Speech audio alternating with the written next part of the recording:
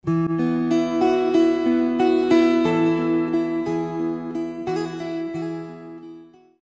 na, nagresulta na mga kababayan. Pumasok sa isang bagay na hindi puspusang pinag-aralan. Minadali eh. Ang tinutukoy po natin mga kababayan ay itong Maharlika Fund.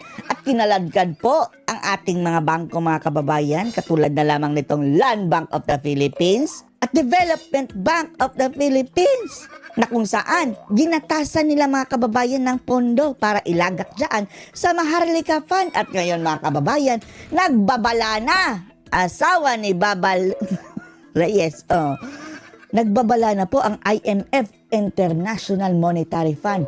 Itong International Monetary Fund mga kababayan ay isang organisasyon na tayo ay miyembro na tumutulong po sa iba't ibang bansa mga kababayan sa pag-stabilize ng economy. Nagbibigay sila ng expert opinion mga kababayan at nagpapautang din sila.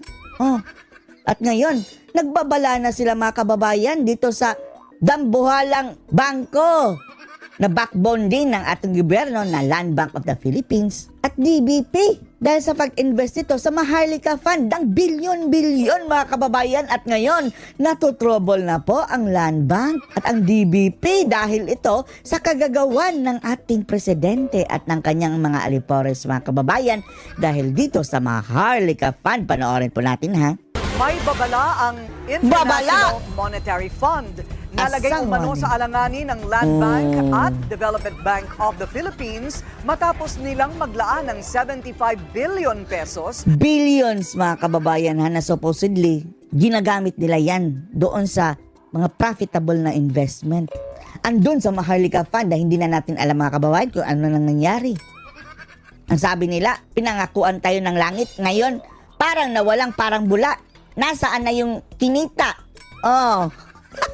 Para sa Maharlika Investment Fund. Ang detalye sa agenda report ni Sujin Kim. Palakpakan Nanawagan International Monetary Fund para sa agarang capital restoration ng Land Bank at Development Bank of the Philippines. Pinababalik ba kababayan ng IMF na nanawagan mga kababayan sa Maharlika Fund? Ibalik nyo yung nilagat ng Land Bank at ng DBP nang sa gayon hindi sila matrouble. Analysis na po yan ng International Monetary Fund ba kababayan ha? Dahil bakit pinababalik ng IMF? Dahil alam nila mga kababayan na sablay ang Maharlika Fund. Dahil kung kumikita pa yan, dapat papalakpak ang IMF. Good job ang ginawa niyo. Pero anong sabi ng IMF? Kunin niyo yung nilagak niyo ng pondo. Kung hindi man, trouble ang inyong bangko. Kaya nga ang sabi ni Guanzon mga kababayan, safe pa ba ang aming mga deposito dyan sa Land Bank of the Philippines? Gayong kabilang ito sa ginagatasan dyan sa Maharlika Fund. Philippines. Ito'y matapos maglaan ng 50 billion pesos ang Land Bank at 25 billion pesos ang DBP sa Maharlika Investment Fund. Grabe, Ayon no? sa Billions. IMF, ang kapital na inilabas ng dalawang state-owned banks ay nakaapekto sa kanilang liquidity at common equity. Ibig sabihin mga kababayan, walang kinita. Lugi pa siguro. So paano na yan kung kukunin nila? Baka bumaba na yung value. Nasukatan ng financial health ng mga bangko. Para kay Alex Escucha, ang presidente ng Institute for Development and Econometric Analysis, bumaba ang common equity o CET1 ratio ng Land Bank at DBP. Ang sa DBP, naging mas mababa pa sa regulatory minimum na 10%. Galing 13 mga kababayan ha ang DBP, naging 8% na lang. Bumaba pa sa minimum mga kababayan ng 10%. After nyan, naglabas ng pera papunta sa Maharlika Fund. Bongbong, anong ginagawa mo dito sa ating mga bangko? Gusto nyo bang i-bankrupt ito? Because of that reduction in capital, DBP will have no choice but to reduce its assets and loan portfolio. Simple implication, they cannot expand. Hindi na makakapag-expand. Ano ba itong pinaggagawa ng gobyerno nito? Humingi ang Land Bank at DBP ng regulatory relief mula sa Bangko Sentral ng Pilipinas matapos ang kanilang kontribusyon sa MIF. Relief. Ano yung mga relief na iyan? Tax exemption na naman o bawas interest. Supposedly mga kababayan, mapupunta sana yung perang iyan sa taong bayan, sa kaban ng bayan. So sino ultimately ang magsasuffer niyan? Ang taong bayan pa rin. Ibig sabihin nito, Sa loob ng 2 hanggang 3 taon, hindi sila papatawa ng mga penalties sa kanilang pag-deviate sa regulatory capital requirements. So meaning, walang koleksyon. Dapat sanang penalty dyan na babayaran ng DBP at Land Bank papupunta sa kaban ng bayan.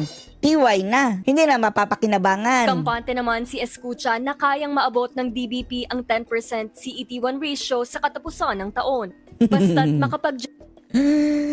Tingnan nyo ang trend galing 13 mga kababayan, ang laki na ibinagsak. Papuntang 8 ang DBP. Ang Land Bank naman mga kababayan, 15%, bumagsak sa 12. Alam nyo mga kababayan, sa laki ng assets nila, kahit 1% mga kababayan, napakasakit na yan. How much more etong 5%, 3% ng mga malalaking bangko? generate ito ng kita na 10.4 billion pesos. Pero may babala rin si Escucha. Asawa Sakaling ni magtagal ang mga ginawad na exemption para sa Land Bank at DBP. Well, it's a, May epekto rin yan sa ekonomiya. it's an obvious issue because Obviously. dapat kasi to keep the playing field kasi if that requirement is good for the private sector banks, that should also be applied to the government-owned banks. It's good for the geese, it's good for the gander. It's as simple as that. Ang MIF ang kauna-unahang sovereign wealth fund ng Pilipinas na Tingnan nyo ito si si Escudero, Diyos mio. Isa rin yan sa nagtataguyod ng NIF mga kababayan, Maharlika Investment Fund. naglalayong makapag-invest sa iba't ibang proyekto gaya ng infrastruktura, renewable energy at digitalization. Kabangagan mga kababayan yung nila. Nauna ang isip pero walang gawa. Gusto ko to kung ano napasok sa isip mga kababayan. Sila doon ni Sandro ang nag-isip nan. Si BBM. Tingnan nyo. Nakaladkad pati ang Land Bank at DBP. Dagdag pa ng International Monetary Fund, dapat tiyakin ng Bangko Sentral ng Pilipinas na anumang exemption ay pansamantala lamang at hindi makakaapekto o makakasira sa financial system. Kaya nga. Initial investment is Tingnan nyo Tingnan nyo mga kababayan. Di ba dati, balak pa nilang kantihin pati ang GSIS at SSS? Yung mga pension ng ating mga retired personnels mga kababayan? Diyos mio. Kung natuloy yun mga kababayan, disgrasya kayo talaga sa pension ninyo. Mabuti na rat naharangan yan. Billion pesos. At ewan lang natin kung naharangan ba talaga totally. Ewan na natin. Around 125 billion pesos will come from Baka the mayroong GSIS, pailalim yan. 50 billion from the SSS, another 50 billion from Land Bank, and 25 billion pesos from the Development Bank of the Philippines. Bakit kasi nila pinagpipilitan yan mga kababayan na yung investment na iyan? Gumagaya sila sa mga mayayamang bansa na mayroong extra money. Tayo, nangungutang nga tayo Para lang tayo, utang ako para ilagay ko sa investment. Kulang pa yung kita mo sa interest na babayaran mo sa utang. Isip-isip din, mga ungas. Adding to that is the 25 billion pesos to come from the national government's budget. At yun, kung kikita hindi lahat ng investment mga kababayan kikita. Most of the time, lugi. Kagaya ng ewan na natin yung Maharlika Investment Fund. Malamang lugi yan dahil tahimik sila Dahil kung mayroon pa yung income mga kababayan, proud na sila. Economists have warned that getting the funding from government pension funds and banks could be problematic.